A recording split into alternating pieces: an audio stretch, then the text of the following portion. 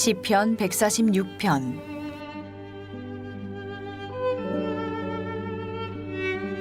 할렐루야, 내 영혼아 여호와를 찬양하라. 나의 생전에 여호와를 찬양하며 나의 평생에 내 하나님을 찬송하리로다.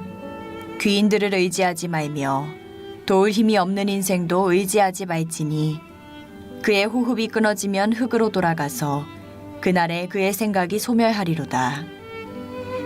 야곱의 하나님을 자기의 도움으로 삼으며 여호와 자기 하나님에게 자기의 소망을 두는 자는 복이 있도다. 여호와는 천지와 바다와 그 중에 만물을 지으시며 영원히 진실함을 지키시며 억눌린 사람들을 위해 정의로 심판하시며 줄인 자들에게 먹을 것을 주시는 이시로다. 여호와께서는 갇힌 자들에게 자유를 주시는도다. 여호와께서 맹인들의 눈을 여시며 여호와께서 비굴한 자들을 일으키시며 여호와께서 의인들을 사랑하시며 여호와께서 나그네들을 보호하시며 고아와 과부를 붙드시고 악인들의 길은 굽게 하시는도다. 시온아, 여호와는 영원히 다스리시고 내 하나님은 대대로 통치하시리로다. 할렐루야. 오늘도 이런 새벽 비명 주님 품에 나오신 여러분 모두를 주님의 이름으로 축복하고 또 환영합니다. 새벽을 깨우는 일이 결코 쉽지 않죠. 정말 자기와의 싸움이에요. 이 영적 전쟁에 승리했음에 여러분 축하드리고, 오늘도 새벽에도 오시는 하나님 저와 여러분 가운데 함께하여 주실 줄로 믿습니다.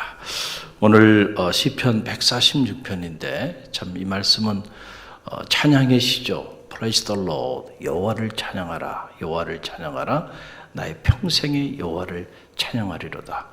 우리가 믿음의 삶이라고 하는 것은 다른 것이 아니죠. 여호와 하나님, 그분을 찬양하는 삶이죠.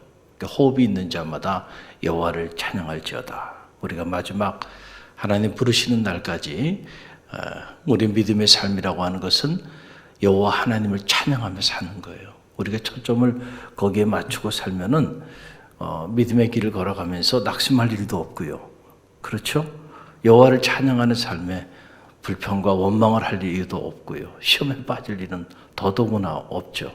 우리가 여호와를 찬양하지 않고 자꾸 다른 것들을 우리가 찬양하며 살기 때문에, 그래서 우리의 삶에 이런저런 어려움들이 오는 거예요. 우리가 말씀 안으로 깊이 들어가 보면 우리가 초점을 잘못 맞추고 신앙생활을 하고 있지 않은가, 이런 생각들을 하게 돼요. 허망한 것들에 우리의 마음을 빼앗기고 또 그런 것들에 우리가 초점을 맞추면서 그런 걸 우리 마음에는 경배하고 흠모하고 예배하고 찬양하며 산단 말이죠.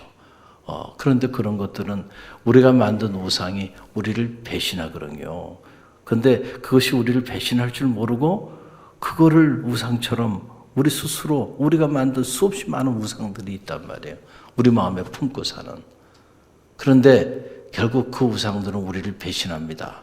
그래서 한순간에 우리가 품었던 마음에 흠모했던 그것이 우리의 삶을 비참하게 무너뜨리게 된다는 그런 사실이에요. 자, 그래서 우리가 믿음의 길을 걸어가면서 저는 바라기는 어떤 일이 있더라도 여호와를 찬양하는 삶이 여러분의 삶이 되시기를 간절히 바랍니다. 초점을 거기 다 맞추면 말이죠. 그럼 그때부터 진정한 의미의 크리스천 라이프가 시작되는 거예요. 그전에는 내 육신에 초점을 맞추고 살았어요. 그전에는 내 욕망에 초점을 맞추고 살았고, 그전에는 이 세상의 쾌락에 초점을 맞추고 살았고, 이 세상의 부귀와 영화에 초점을 맞추고 살았어요. 그런데 내가 주님을 영접하고 난 다음에는 이전 것은 지나갔으니 보라 새 것이 되었도다. 새로운 피조물, 뉴 크리에이처가 됐다고 하는 건 뭐냐면 존재혁명이 일어났다는 거예요. 가치관이 바뀌었다는 거예요. 보니까 이 땅의 삶이라고 하는 것이 영원하지 않고 영원한 세계가 있고, 내가 어디서부터 와서 무엇을 살다가 내 인생이 어디로 가는지 그걸 모르고 살아왔는데 그 비밀을 깨닫게 된 거예요. 그러면 달라지는 거예요, 삶이. 이 나그네의 여정길, 내가 무엇을 흠모하고 또 무엇을 위해 살아야 하는가, 새로운 세계관이 우리 내면 안에 들어오기 시작하는 거예요. 그때부터 우리는 something different한 뭔가 다른 삶이 시작되는 거예요. 이걸 우리가 구별된 삶이다 이렇게 말하는 거고, 그런 구별된 그 삶을 사는 사람들을 성도라고 이렇게 부르는 거예요. 저는 만약에 여러분 모두가 그 성도의 반열에 있음을 꼭 기억하고요, 성도다운 말, 성도다운 생각, 성도다운 삶이 있기를 간절히 바랍니다. 오늘 시편 146편 성도로 부르심을 받아 진정한 의미의 성도의 삶을 살았던 다윗이 여호와를 찬양하며 나가는 참 감격적인, 감동적인 이런 말씀이 시편 146편에 기록되어 있는 것을 보게 돼요. 한 편의 영화를 보는 것 같아요. 매 시편을 묵상할 때마다. 그래서 시편 한 편 한 편이 한 권의 책으로 이렇게 기록이 돼도 부족함이 없는 그런 놀라운 말씀들이에요. 우리는 이런 말씀들을, 이런 주옥 같은 말씀들을 새벽마다 성독하니 얼마나 복받은 인생들입니까? 오늘 말씀의 내용으로 들어가 보면 도움을 필요로 하지 않는 인생은 우리 중에 아무도 없다는 거예요. 우리는 다 누군가의 도움을 필요로 하고 또 누군가를 도우며 살고 있어요. 그렇죠? 혼자 스스로 누구에게도 도움받지 않고 스스로 존재하는 인생은 이 땅에 아무도 없다라고 하는 거예요. 우리는 누군가의 도움을 받고 또 누군가의 도움에 의해서 살아가고 있어요. 특별히 인생을 살다 보면 참 힘들고 어려울 때도 있죠. 물론 좋을 때도 많이 있지만은 그러나 예기치 않은 환란의 어두운 밤을 맞이하기도 하고 영원히 끝나지 않을 것 같은 고난의 어두운 터널 속에 이렇게 드리워질 때도 있고요. 그래서 인생의 어두운 밤을 맞이하거나 인생의 어두운 감당하기 어려운 혹한의 겨울을 맞이할 때, 그때 우리는 누군가 좀 도와줬으면 좋겠다 그런 생각을 하게 되고, 실제로 그럴 때 누군가가 손을 내밀어서 따뜻한 위로, 따뜻한 격려, 그리고 실제적인 도움을 준다고 한다면 그것이 큰 힘이 돼서 다시 일어서게 되고 다시 큰 용기를 갖게 되는 것이죠. 그래서 다윗은 시편 146편의 말씀 속에서 도움을 우리는 모두 필요로 하는데 정말로 우리가 도움을 청해야 될 대상이 누구겠는가라고 하는 거. 다윗이 그 파란만장한 삶을 살아보고 나니까 내린 마지막 결론이에요. 우리는 다 도움을 필요로 하는데, 특별히 힘들고 어려울 때 누군가의 도움을 간절히 필요로 하는데, 귀인들이나 방백들, 이 세상에 힘이 있는 자들, 그런 자들이 당장은 우리의 도움이 될 수 있을 거라고 생각해서 그런 사람들에게 손을 내미는데 결국 그것이 다 허망한 일이 된다. 왜냐하면 아무리 귀하고 아무리 존귀하고 아무리 힘을 가진 사람이라 할지라도 그 사람은 한줌 채로 사라져버릴 인생에 불과하다. 그러니까 우리가 궁극적으로 우리 인생의 도움을 구해야 되고 청해야 될 대상은 이런 세상이나 이런 사람들이 아니다는 거예요. 자, 그래서 오늘 내용을 보게 되면 3절로 4절 말씀 보세요. 3절로 4절 말씀 저와 여러분이 함께 읽겠습니다. 귀인들을 의지하지 말며 도울 힘이 없는 인생도 의지하지 말지니 그의 호흡이 끊어지면 흙으로 돌아가서 그날에 그의 생각이 소멸하리로다. 아멘. 인생의 깊은 비밀을 다윗이 깨달은 거예요.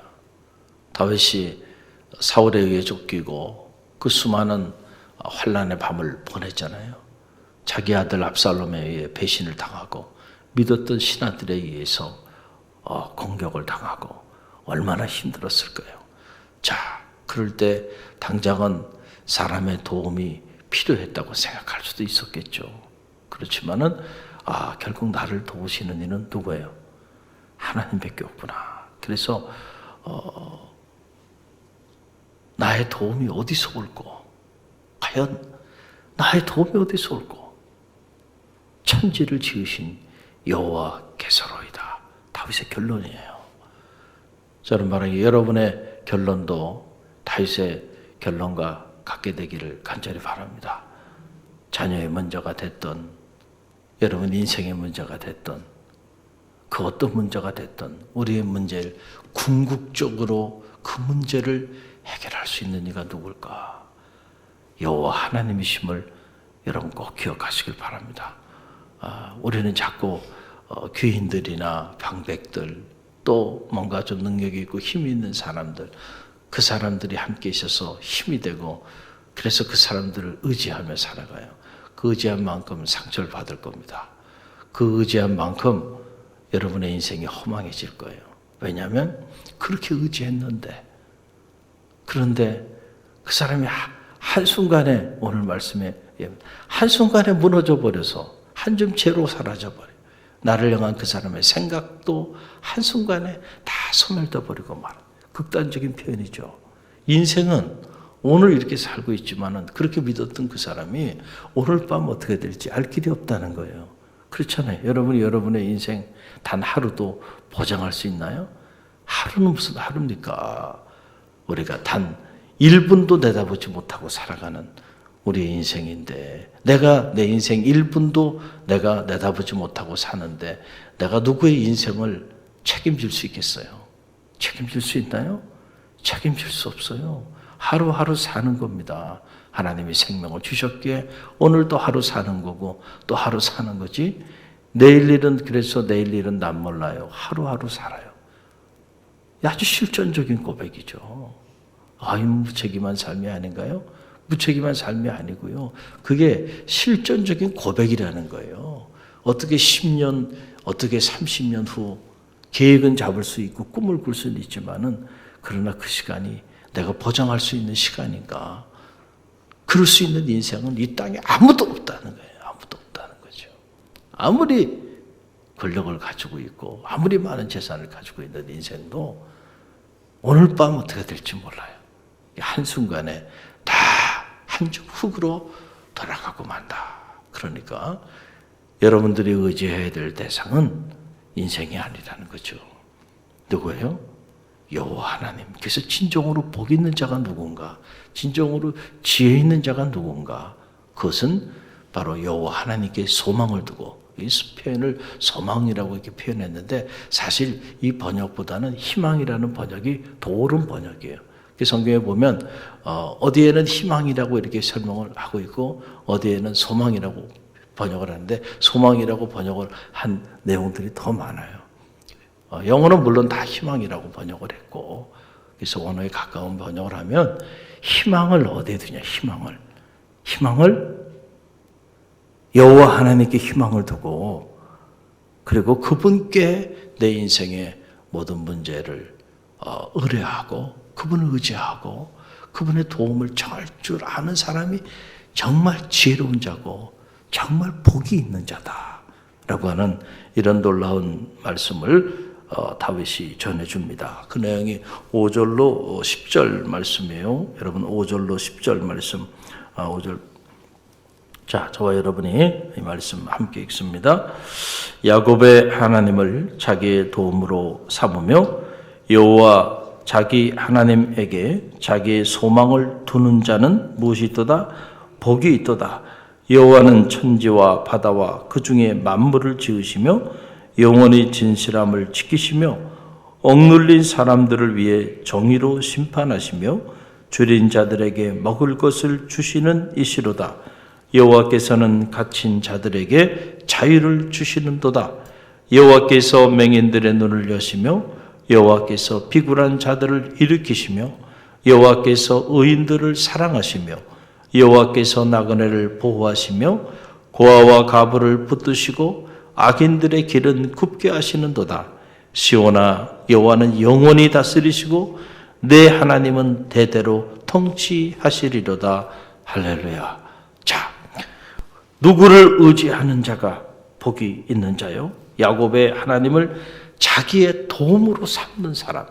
야곱의 하나님, 그 하나님을 자기의 도움으로 삼는 그 사람. 여호와 자기 하나님에게 자기의 희망을 두고 사는 사람, 이런 사람이 복이 있다는 거예요.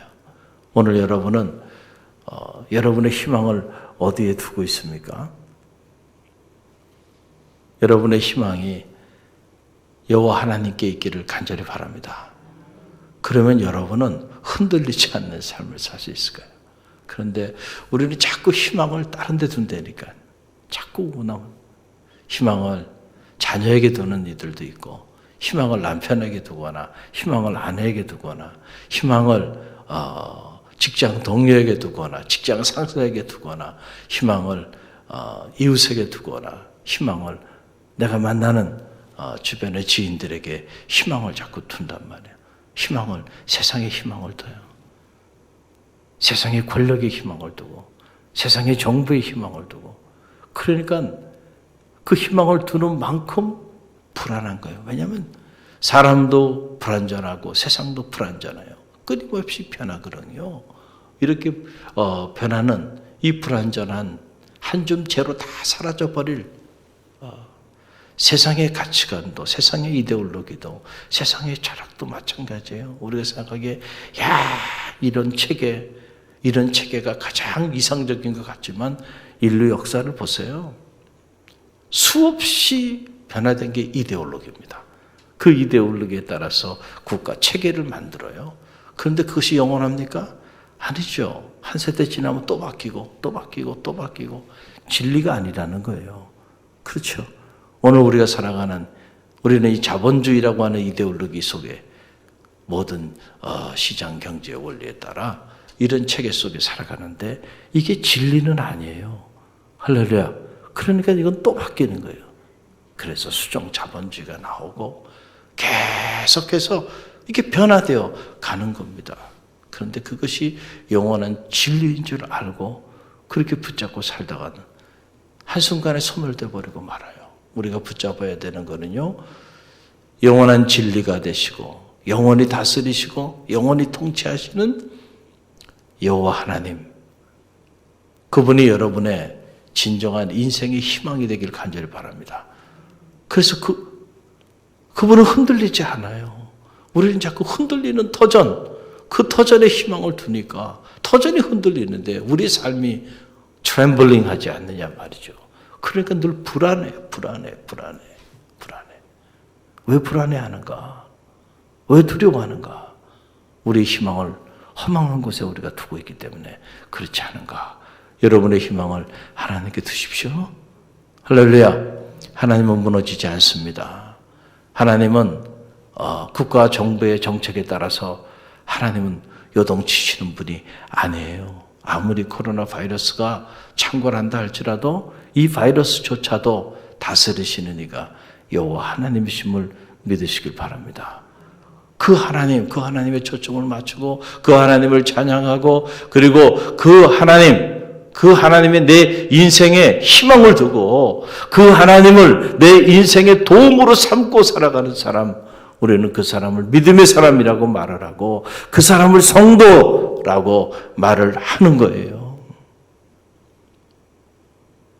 우리가 그 믿음으로 2021년 한 해를 마감하고 이제 2022년 대망의 새, 무슨 일이 우리 앞에 닥쳐 있든지 그 환경을 헤아리면서 좌절하거나 낙심하거나 절망하기보다 그 하나님께 소망을 두고 그 하나님께 희망을 두고 힘있게 출발하는 그런 축복이 있기를 간절히 바랍니다. 그런 사람들에게는 하나님의 도우심의 손길이 임하게 되는 거예요. 갈릴리 교회 새벽 사람들은 다 그런 믿음의 주인공들이 되기를 간절히 바랍니다. 바람 한번 불면 곁처럼 날아가는 인생들이 아니고 모진 비바람이 불어도요 흔들리지 않는 인생. 왜? 우리의 닻을 하나님께 두었기 때문에. 할렐루야. 뿌리 깊은 영성이라는 게 이런 거예요. 그런 자로나 우러나 흔들리지 않는 거예요. 일비일리하지 않습니다. 여러분, 희망을 누구에게 뒀기 때문에? 하나님께 뒀기 때문에. 그런 자들이 복이 있고 그런 자들이 지혜로운 자들이다. 오늘 이 다윗의 이 엄청난 인생론, 이 엄청난 축복론이 여러분의 것이 되는 축복이 있기를 간절히 바랍니다. 오늘도 하나님께 희망을 두고